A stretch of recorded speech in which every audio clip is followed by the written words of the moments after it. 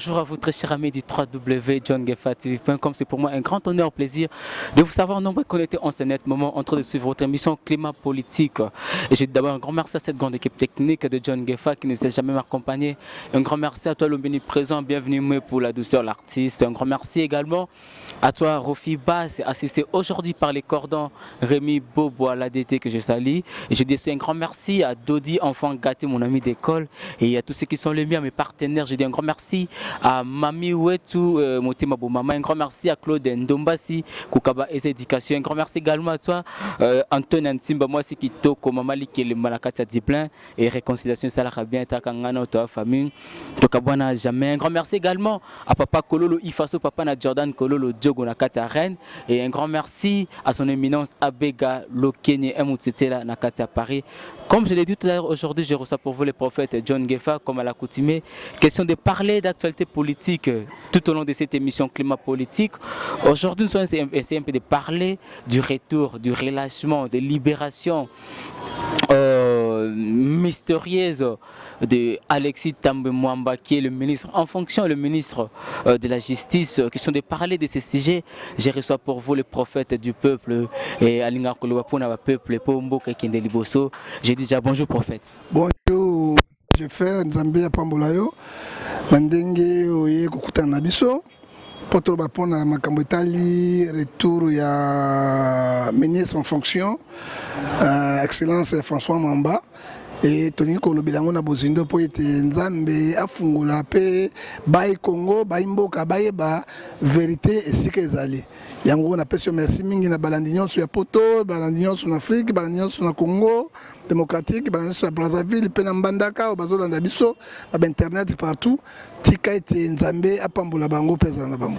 Voilà, merci, c'est le prophète John Gefa Kanda Lobi Tobeta Norma Solo ya libération ya ministre Alexis Tambe Mwamba Oaza Siko Namboka et Azabele bien la République démocratique du Congo a beaucoup répondre na appel et la justice Karandenge Salaka il est là et Tosola Masolongo na prophète John Gefa prophète Tobenga yo prophète ya solo Tobenga yo nyonso parce que Onyo Sulubaka et Kokisamaka. Impressionnant par rapport à nous. Il y a libération.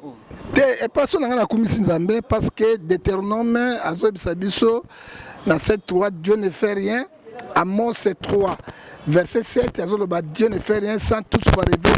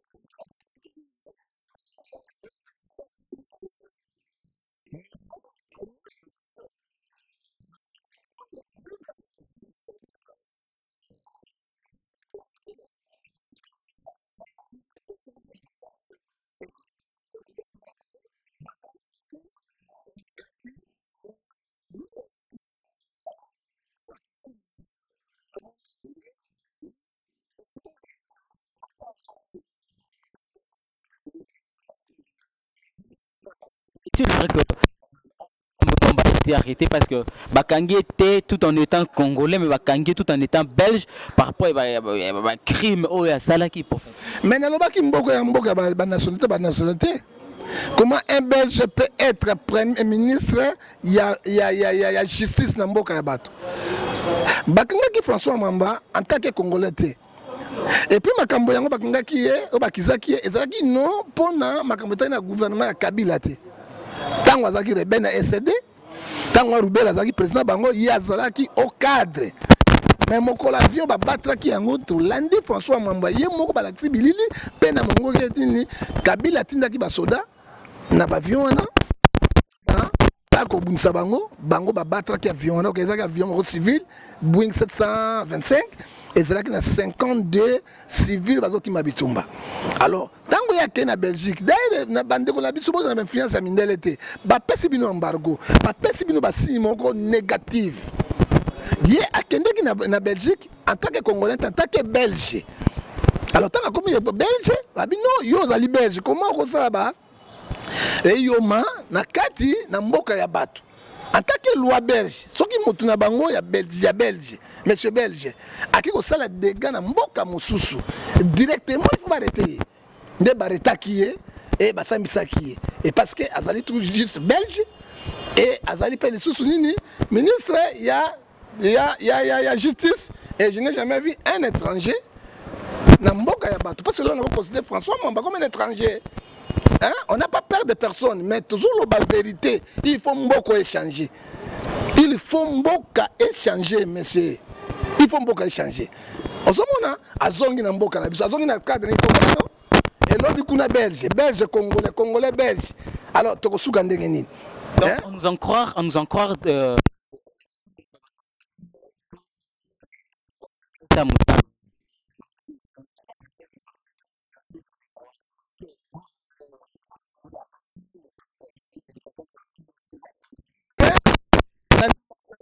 Gabriel Mokia parce que na mona iko ka prophète mosusu politique na prophète religieux na mona ko prophète politique parce que to boyi ba oyo parce que yaza mongala non mongala nani nezate alobaka makambo oyo ayebisaka bato makambo oyo ata bato bazo croire ete mais na tele ko croire tango ya zongi awa na mboka oyo ezo respecter ba texte. Il est arrêté comme un monsieur belge. Il revient au pays directement. Il faut apposer démission. Il faut apposer démission. Le coup la culture est congolais et africain, c'est la honte pour la République. C'est la honte pour la République, je te dis. C'est la honte pour la République. Ce que ça qui mundele ou bien bateau parce que c'est respecté. Hein? Il faut poser démission à la Makamousé Zogoya. En fait, tout le belato jugé par rapport à fait. Alexis Mbabakangay pour Aza Belge par rapport à Makambo Sali. Oh, na ma réclamation na yé par rapport à l'image avec non, bataki avion wana parce que Kabila tinda ki ba militaire ba ya ko attaquer. Parce que mais wana azosa na régime ya Kabila. Parlons, on peut dire quoi? Que nos gouvernement belge nous impose qui Alexis Tambemoumaza, la ministre de la Justice. Non. Parce qu'il y a une déclaration déjà que non, abattre, après c'est hors de abattre par rapport que non, Kabila Tinda qui va se. Mais c'est journaliste. Net Makambo et Bimi. Un gouvernement responsable, il faut arrêter François. Son nom c'est qui? Alexis Tambemoumaza. On doit lui arrêter. Ce qui gouvernement est responsable. Mboko ezali responsable. Oyo ba institution ezali responsable. Ngala ko kamwa te akena parlement ki ofinga bato na parlement député. Ce n'est pas moi qui ce n'est pas moi qui a choisi pour être ministre de la justice. On m'a choisi par qui? Et il manque la population. Ils ont manqué la présence de la République. Par l'imposition. Parce que net Makambe Bimi Boy. Soyez gouverneur responsable. Non. Déjà, crime de guerre contre l'humanité. Et Bimi, toi, le problème est national, international. Pour Nababo Mayango, tout d'abord, ça a démissionné, peut arrêter, s'ambitier. Si quoi, Mindele, Bakomona, vraiment, justice Zali. Et na Congo, Bakosambisa, c'est que ceux qui gouvernent.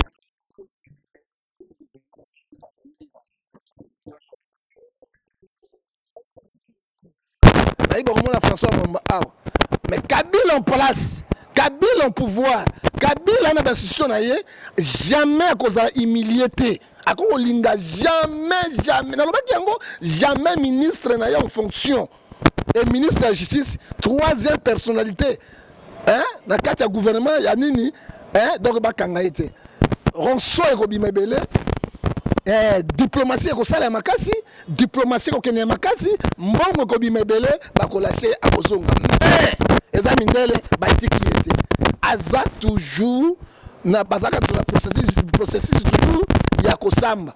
Akoyaka bana ko répondre, akoyaka bana ko répondre, akoyaka bana ko répondre jusqu'à mais soki azaki na fonction te. Azaka monsieur libre boali bakangi. Mais par là en fait. Et puis mais si les autres ba prison entre autres Franck Diongo nani moi namboka Jean-Pierre Bemba bakanga tout en étant sénateur. Franck Diongo ezali makambo esalemaki na mboka. Franck Diongo nalandi ndenge justice osambisa ye kuna azali innocent. Et puis en plus azali député inimité na député elongo te. Bon, comme il est opposant, na mboka opposant, baza toujours na problème. Dans la prison comme opposant, donc la majorité dans la prison. Alors deux, acte ya salaki ba trouble wana ba profiter ba saki na ba soda tout pour ba zoyer ba kangaye. Yami balé olobi na Jean-Pierre Bemba. Jean-Pierre Bemba, ezaki problème ya mindele ti ba kangi Jean-Pierre Bemba. Ce n'est pas gouvernement congolais. C'était toujours les blancs, les belges. Jean-Pierre Bemba a la nationalité Karamoko. Bemba a la nationalité congolaise et Jean-Pierre Bemba est blanc. Tant qu'il a côté l'ambassade. Qui est exil. Ce sont les blancs. Tant comme il y a solo na gouvernement en place, on a arrêté Jean-Pierre Bemba, et puis Jean-Pierre Bemba, a un problème à Congo. Et ça problème, il y a Centrafrique. Il faut qu'on comprenne. Papa Mokile est comme Sikamoko. Politique et Sangana. Diplomatie c'est Kindoki. Makambo ba solo laka, nase papa, motabi yango Nzambe. Et là les gars, un Jean-Pierre Bemba qui est innocent. Oh ya makambo ya mboko etali était il est en prison. Franck Diongo yo. Hein, président Moki a côté combien de fois prison? Abimi combien de fois en prison? Hein? C'est ça le problème. Hein? Alors, il faut tout contre sa démocratie dans mboka. To respecter ba texte pe ba loi ya mboka nemboka na kotambula moi que partant par exemple au PC prophète John Gefa et ba to tangi ba koti ba prison wana batala rapé ba lit nini o mutazo sala entre autres PC exemple ya président Gabriel Mokia à côté autant de fois koti pouvoir ça par rapport à intérêt o azo bitumbana ezaki nini so so va faire privé c'est fort et possible que nous va libérer. Bon au moins président Gabriel Mokia pour moi un vrai opposant. Tu sais que Dakoufi a créé, mais un véritable. Gabriel Mokia. Parce que Gabriel Mokia a participé à na gouvernement mon côté. Et la Badi Banga, et le gouvernement a participé. Vous n'a parti à Gabriel Mokia Nazali, Babengango 0-0. Tes parents. Nalobi Nazali Libungu Toulou, Nakatia, Nalobi Papa. Libungu Toulou n'a parti à Gabriel Mokia. Nazali 0-0. Conseiller extérieur. Conseiller de Gabriel Mokete, mais l'itinaye. En tant que moutouna ensemble, normal. L'itinaye. On a c'est normal parce que Gabriel Mokia a bundé la toujours pas congolais. A l'obla la toujours pas congolais. Malgré ma camouflage, il y a un intérêt personnel. Mais ce qu'on dit bitinaye, et ça pour la congolais, pour la démocratie. N'a qu'on dit, mais là, il y a malam. Les lois, absolument, Gabriel Mokia. Franck Diongo Akei.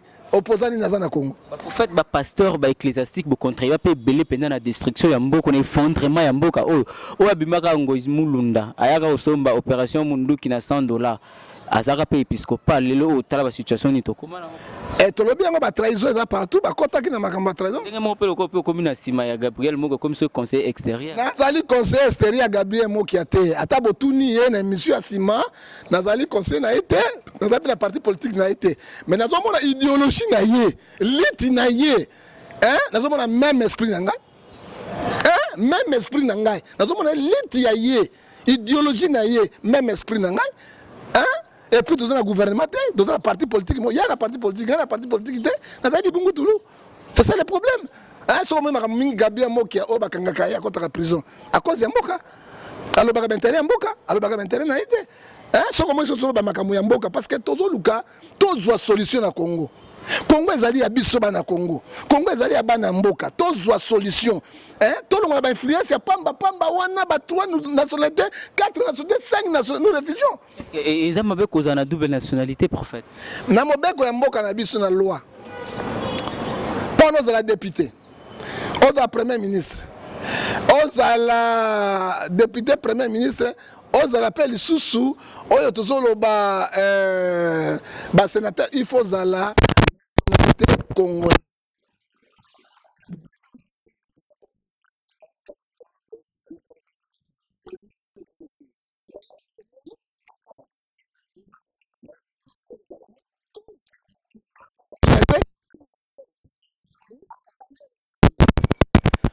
Olé azali soso mais pouvoir ezali ndeke.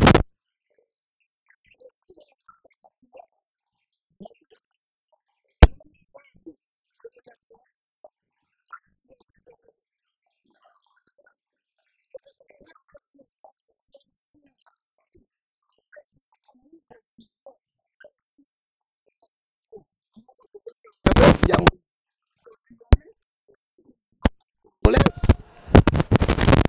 oyo tokotrahi mboka te lelo soki tosamboloka pays nini pays tel premier ministre partant badi banga alliance badi bodobodo. Pourquoi badi bodobodo asali eloko ata moko na mandat na yete il est parti mais il était belge. Mais vous voyez que c'est comment expliquer étiquette gouvernement ma yu ndenge gouvernement bango bazo manipuler bino oyo ko takati nango nini ayebi biloko ya mbwa soko le préparer mbango lelo azali wapi il est aussi belge. Alors mboka nini kotambola na bato bazo memaka ba mboka biloko ka bato ba étranger hein ba étranger de batondi bino tout ba étranger to la double nationalité zani aux étrangers. Est-ce que soki bino mo bana mboka bozo ko boko ka ko sa ba responsabilité na bino amete mabe ya congolais mais c'est les journalistes hein. Moi c'est un homme de Dieu. Taïbi bango. Je suis église au milieu du village. Ma bé à congolais bazali facile à manipuler. Facile à koloba, facile à manipuler. Ma bé à congolais zanini monsieur les journalistes, soki okamati 5000 pesi na kwanga umela salela kende babo sani nyonso. Mboke tambola na bapayate. Il faut nationaliste. Moto na souci ya peuple oyebi pasi ya peuple ayebi makanisi ya peuple ndete kotia ye tokei yokana biso na France président oyo akei ex-président c'est Hollande puissant un président puissant amoni tango baterroriste babeti baguerre baboyi bato pa na bango amoni parti socialiste ekoleka te. Qu'est-ce que Hollande a fait? Alobi je ne serai pas le candidat. Boluka Moutounabino. Macron azalaki, moto azalaki même l'espoir te. Macron abimi, Hollande appuyé pour moi c'est lui parce que azalaki ministre de l'économie ya Macron. Là Macron a côté na pouvoir. Mais Macron a côté na pouvoir pour nini? Azwa makanisi na ye. Azwa maele ne oyo Hollande azalaki na ngote atambusa ba français ba kende kati na yango. Mais biso awa tout ça na potopoto na potopoto balingi kotika pouvoir te balingi kokende ba gouverneur bakende te ba chef de quartier bakende te on a remplacé mais élection nde ba remplacer c'est élection but na biso ba congolais ba pousser biso na élection on dit au chef de l'état même biso na élection parce que au cas où il y a pas élection nzambe moko yebi au cas élection zate nzambe moko yebi hein je ne suis pas pour catholique. Oh, balobi, soit l'élection a été catastrophe, soit l'élection a été, le peuple prend en charge. Yo épiscope, peuple est en charge, peuple est en Mindouk, peuple est en Bavio, hein? Yo épiscope, soi-disant, épiscope au Congo. Qui était le président, il y a conférence nationale, le président Mobutu? C'était pas Monsengo? C'était pas Monsengo? Est-ce que Monsengo a connu la Mobutu dans le pouvoir? Non! Il était là. Il est là comme opposant. Hein? Bon, Nani Bakami 5 ans. Président Kabila Pessibino, Makamotu, tu as abouti Nani. Tu as abouti na zéro? Est-ce que tu as testé on a respecté encore? Rien. Yami Baleyo, lobby, yo zala kiwana. Au Pessibino de traité. Makamone si le lobby, tu boy makilé à Congo. Oyebi pas congolais. Bakoufi 8 millions d'habitants, plus que guerre à 40 à 45. En fait, pensez-vous que biloko akolia lobo mona sali mabe ozana courage un peu au téléma liboso batu oloba mabe nanga et oza pas mingi parce que soko le déjà biloko moi préparer mbangu corruption pas mingi ba mabe mais na yo soki kozala moto makasi soko ozoli kokata na koma mabe na yo depuis ya nyonso politika toloba charge ya 5 osala te batika bango charge ya 5 mugabe mugabe bakena Vatican mugabe mugabe bakena pa na Vatican mugabe mugabe pas papa yo aussi yo bino bozali awa ye bino na Vatican boke na Vatican mais Kabila koma déjà papa masolo basolo na papa na kuzu bino boyebaka ah papa lisano ya likolo otikala makako. Voilà, je rappelle, c'est le prophète John Geffa, question de parler d'actualité politique et tout au long de cette émission climat politique quoi. Et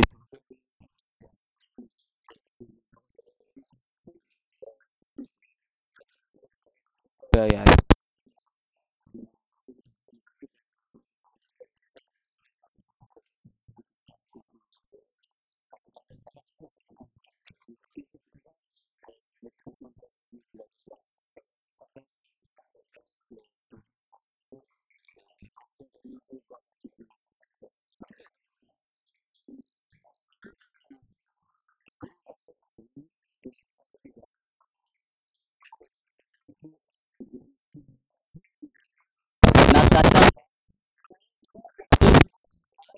Wana Moïse Moraemba Congo Congo mboka munene ko Congo Congo Tono zwa mbongo il faut être un politicien. Il faut y avoir un politicien. Mais biso un politicien te. Tokosuka boy na basi na bana. Soluka boko tati. Hein? Papa n'a pas ta politique. Est-ce que nous sommes candidature soit qui n'a pas candidature à député, n'a pas voté. Mais au milieu du village. Non. Au final,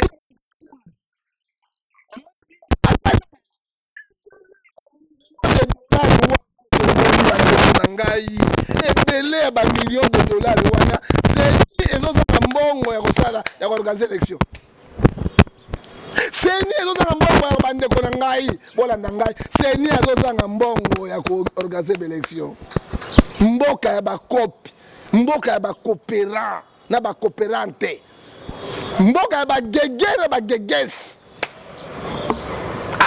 nzambe nzambe nzambe obote na bote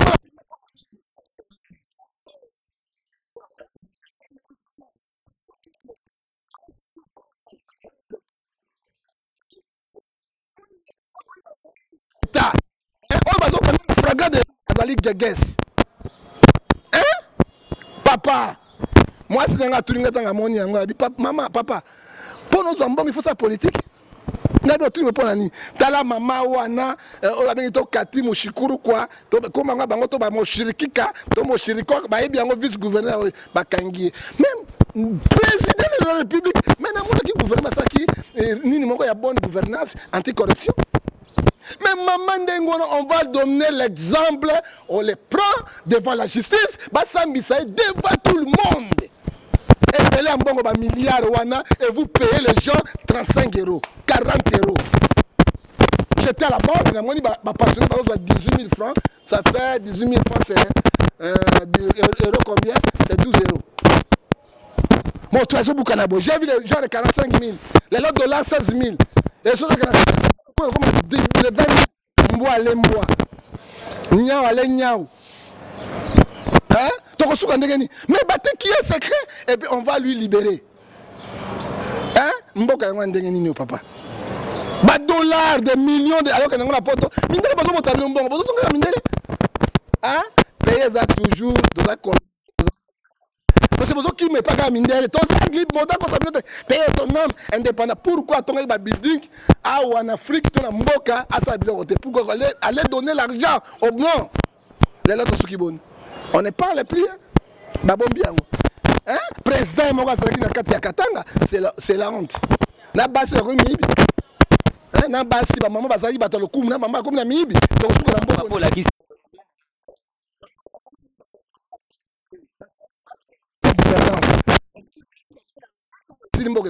c'est que Congo Congo qui représente au continent bato akrapi bamboka bakopi hein mboka ba crapili ya ba coopérant na ba coopérante onyate ko commence ko kate ah wa moto ko Congo il faut un impact